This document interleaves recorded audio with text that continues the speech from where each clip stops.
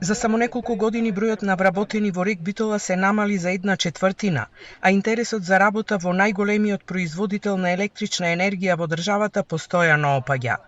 Од 2700 во 2018 година. Сега има 2000 вработени, а најмногу недостига квалификуван кадар со средна стручна подготовка, кој веќе не може да се најде на пазарот на трудот. Недостига и инженерски кадар, кој дел заминува во странство, а дел во приватниот сектор. Дефицит се дека со стручна насока, односно стручно образование, односно техничките училишта, техничките науки, потоа она што порано беше во средните технички училишта со втори и трет степен, нормално таков имаме дефицит на кадар од бравари, заварувачи, дреари. И во вакви услови од комбинатот велат дека се прават напори да се обезбеди стабилно производство на електрична енергија, а веќе почнаа подготовките за следната грејна сезона.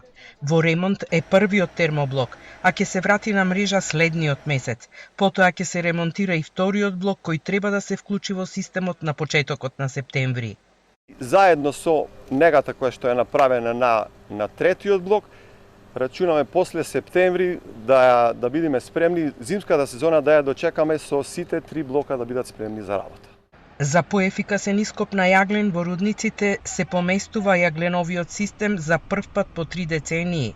На депонија има над 300.000 тони јаглен, но првите луѓе на комбинатот потенцираат дека веќе не се добива истиот квалитет како порано, што создава проблеми. Рек Битола, иако влезе во 5-тата деценија, останува најголемиот производител на струја и стожер на електроенергетскиот систем во државата.